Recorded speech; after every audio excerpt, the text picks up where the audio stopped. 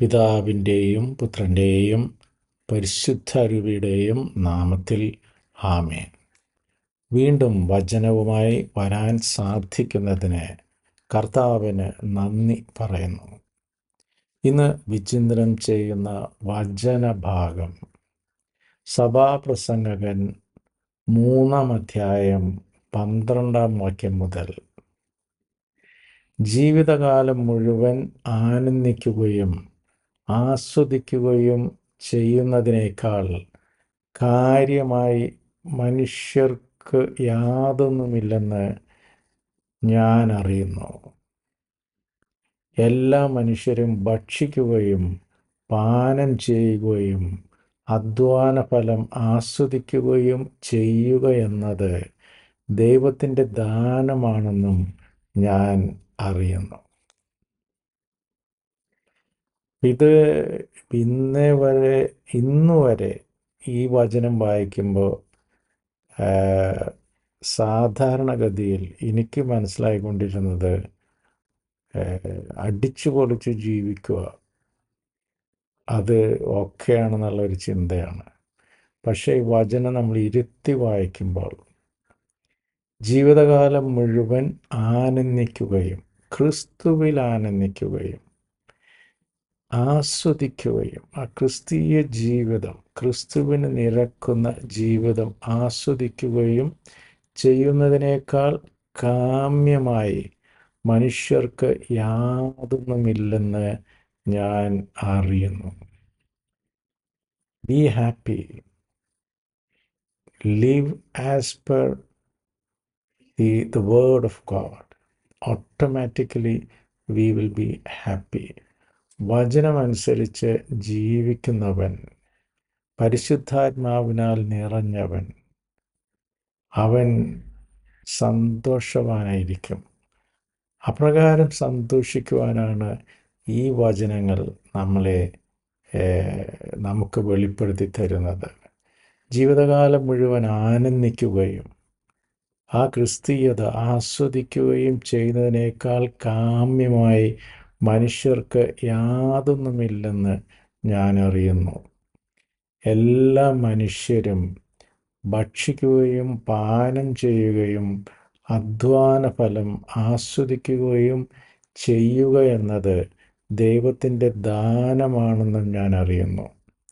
എല്ലാ മനുഷ്യരും ഭക്ഷിക്കുകയും ആവശ്യത്തിന് ഭക്ഷിക്കുകയും അതുപോലെ തന്നെ ക്രിസ്തുവിൻ്റെ ശരീരം, വിശുദ്ധ കുർബാന സ്വീകരിക്കുകയും അവൻ്റെ രക്തം പാനം ചെയ്യുകയും അതുപോലെ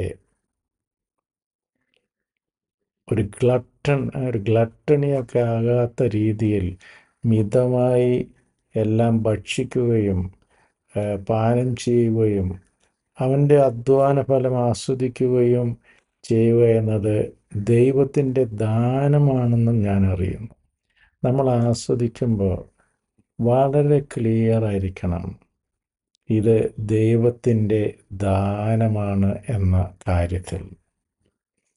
ഇത് എൻ്റെ മിടുക്കുകൊണ്ട് ഞാനത് നേടി, ഞാൻ കടിച്ച് ആവശ്യമില്ലാത്ത രീതിയിലൊക്കെ ധൂർത്തടിക്കാം, അങ്ങനത്തെ ഒരു ചിന്താഗതി പാടില്ല.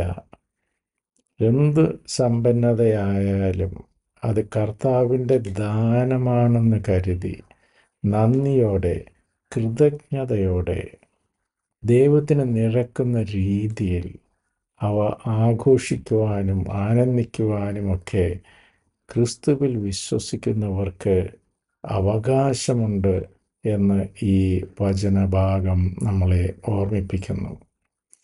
വീണ്ടും സങ്കീർത്തനം 128. ദൈവഭക്തന് അനുഗ്രഹം.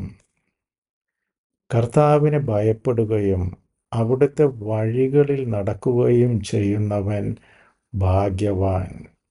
നിന്റെ അധ്വാന ഫലം നീ അനുഭവിക്കും, നീ സന്തുഷ്ടനായിരിക്കും, നിനക്ക് നന്മ കൈവരും. കർത്താവിനെ ഭയപ്പെടുകയും എല്ലാം കർത്താവിൻ്റെ ദാനമാണ് എന്ന് കരുതി കർത്താവിൻ്റെ ഈ ജീവിതം തന്നെ കർത്താവ് നൽകിയ ദാനമാണെന്ന് കരുതി കർത്താവിൻ്റെ വചനമനുസരിച്ച് ജീവിക്കുന്ന ദൈവഭക്തനെ അവന് അവിടുത്തെ വഴികളിൽ നടക്കുകയും കർത്താവിനെ ഭയപ്പെടുകയും ചെയ്യുന്നവൻ ഭാഗ്യവാൻ.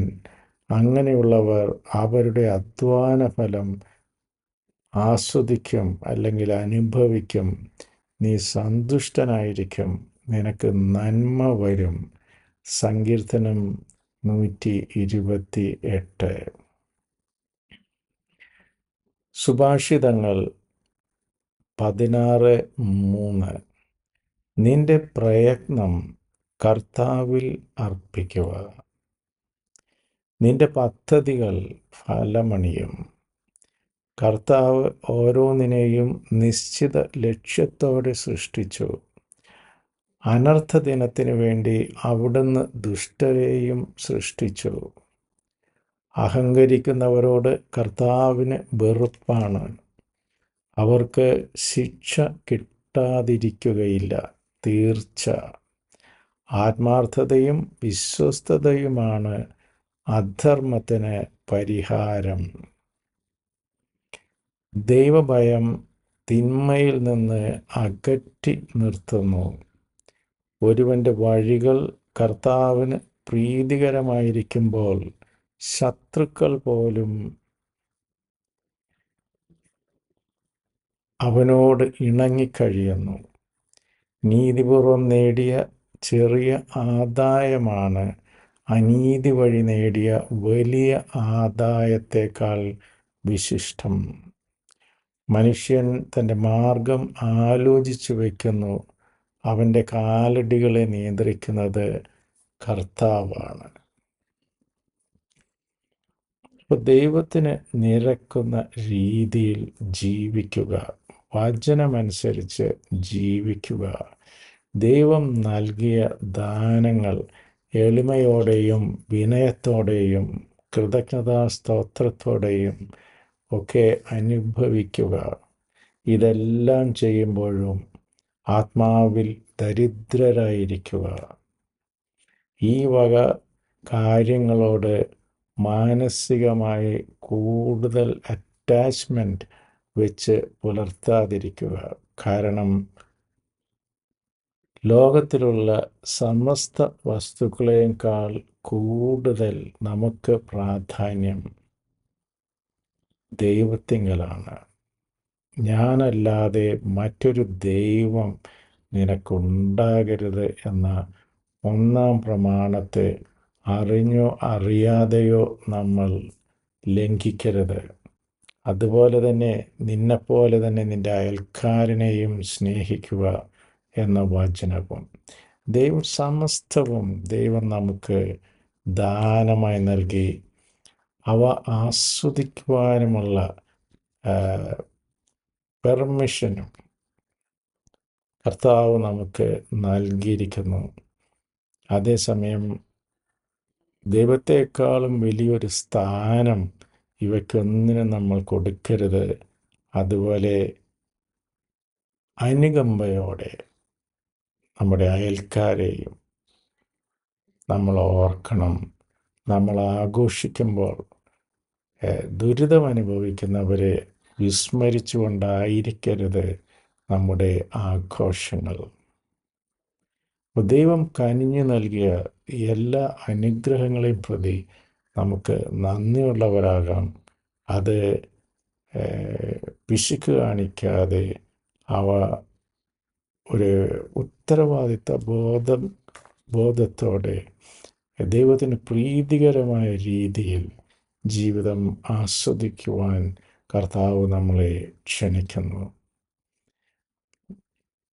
നമുക്ക് കർത്താവിൽ ആനന്ദിക്കാം. കർത്താവ് നൽകിയ നന്മകൾക്ക് നമുക്ക് നന്ദി പറയാം. കൃതജ്ഞതയോടെ കർത്താവിനെ നമുക്ക് സ്തുതിക്കാം. ഹല്ലേലൂയ. യേശുവേ നന്ദി, യേശുവേ സ്തുതി, യേശുവേ സ്തോത്രം. Hallelujah, hallelujah, hallelujah. Praise you, Jesus. Thank you, Jesus. Adore you, Jesus. Worship you, Jesus. Hallelujah, hallelujah, hallelujah. എല്ലാ അനുഗ്രഹങ്ങൾക്കും കർത്താവെ, ഞങ്ങൾ അങ്ങേക്ക് നന്ദി പറയുന്നു. കർത്താവെ, അങ്ങയുടെ വചനമനുസരിച്ച് ജീവിക്കുവാൻ വേണ്ട കൃപ ഞങ്ങൾക്ക് നൽകണമേ. ഞങ്ങളുടെ സന്തോഷങ്ങൾ അങ്ങയുടെ വചനമനുസരിച്ചുള്ളവ ആകട്ടെ. അങ്ങയുടെ വചനത്തിന് നിരക്കുന്നവയാകട്ടെ ഞങ്ങളുടെ ആഘോഷങ്ങൾ. ഈ കൃപ ഞങ്ങൾ അങ്ങയോട് ചോദിക്കുന്ന കർത്താവെ, ഞങ്ങളെ അനുഗ്രഹിക്കണമേ. ദൈവം നമ്മളെല്ലാവരെയും സമൃദ്ധമായി അനുഗ്രഹിക്കട്ടെ. നിങ്ങളും എനിക്ക് വേണ്ടി പ്രത്യേകം പ്രാർത്ഥിക്കുമല്ലോ. ആമേൻ. God bless.